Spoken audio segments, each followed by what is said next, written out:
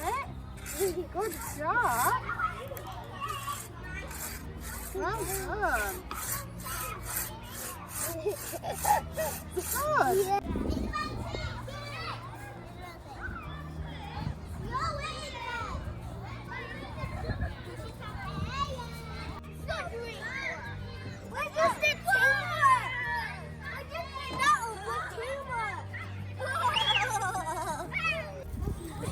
Yeah.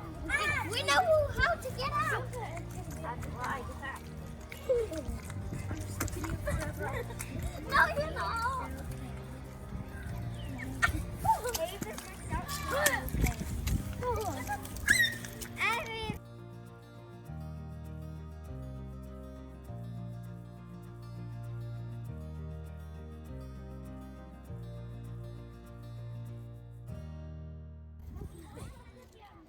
We know.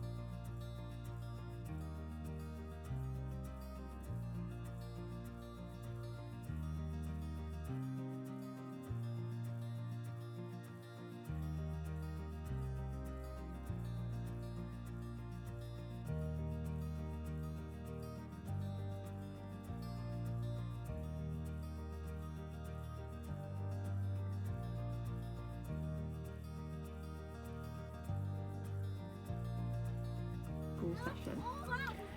During forest school we always start with the forest school rules, so there's 5 rules that we go through every session just to make sure the children are being safe and assessing their risks safely and they know how to do so.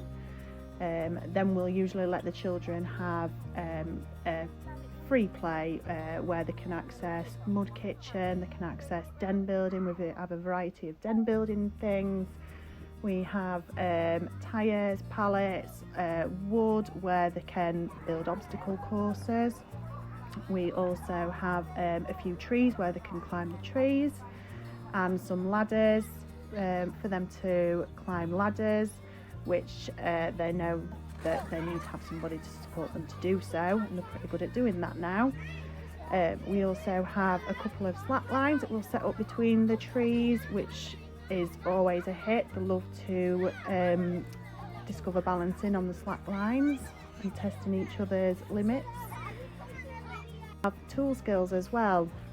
This is progressing throughout school, so we might start off with hammers and nails in reception, building a variety of things or just practicing, and then we can move on to the loppers, bow saw, which we usually work one-to-one with the children. So we'll teach how to use them safely, make sure that they're confident they know how to use it safely, and then we'll practice it with them for a while one-to-one, and then we might move on 1-2 once they are confident and independent in doing so.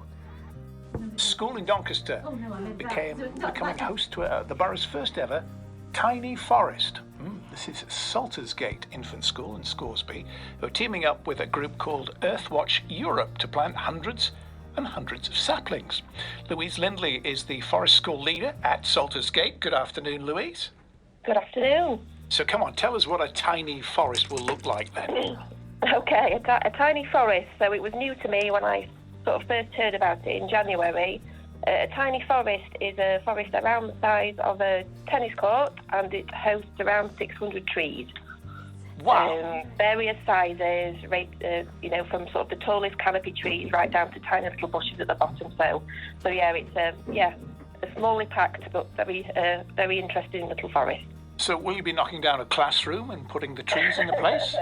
No, we're not knocking down any classrooms. We're utilising some space that we have on site where we currently host our forest school site. It'll sort of be all intermingled into the same area. So the site at the moment was going to be designated for sort of a sensory kind of garden, a wildflower garden. But when the opportunity came to team up with Earthwatch and Doncaster Council and pilot Tiny Forest, we just decided to go for it. And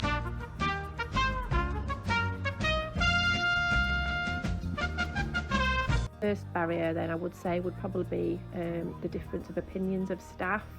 Some staff don't feel that children should be up at Forest School. They feel like they should still be in the classroom learning.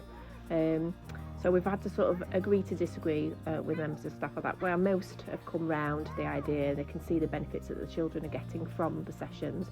We've encouraged them with having Forest School staff meetings, and we will continue to do so throughout. Also probably another barrier would be parents. I think, well, I'd say the majority of parents have been really supportive.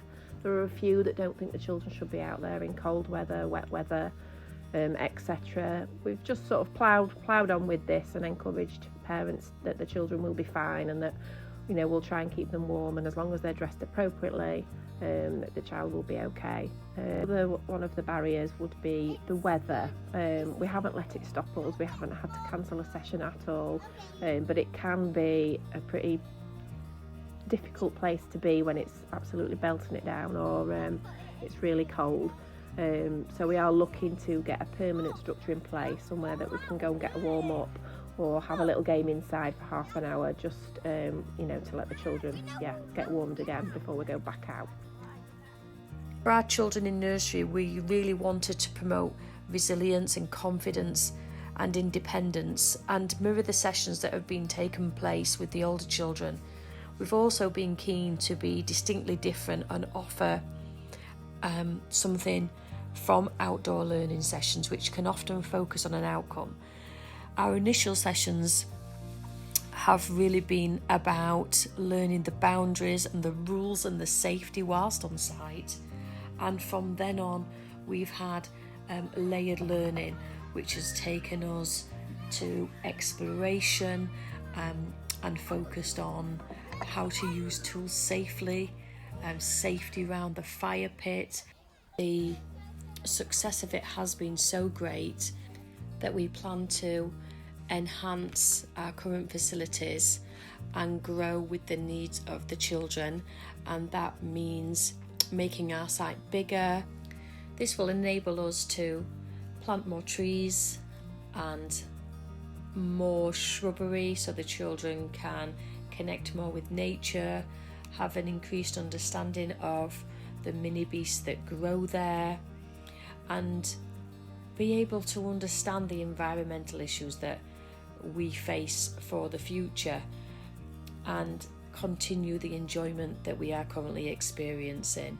I enjoy the clay, I enjoy the mud, I enjoy the mud kitchen, I enjoy the flower picture, and I enjoyed the ladder and the knuckles, and I enjoyed walking on the tyres. Do you enjoy about Forest School? I like the mud when them are playing in it, but sometimes I love it so much.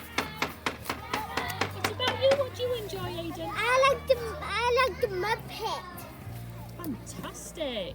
Excuse me, can I go now? Okay.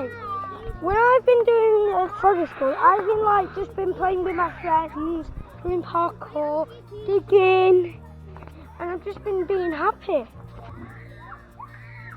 What's your favourite thing about Forest School? Tools, The tools. Which tools? like the knives. What else? What else have you used? Have you used the bow saw? Yeah. Remember when we were chopping the wood? We were chopping the Christmas tree trunks, weren't we?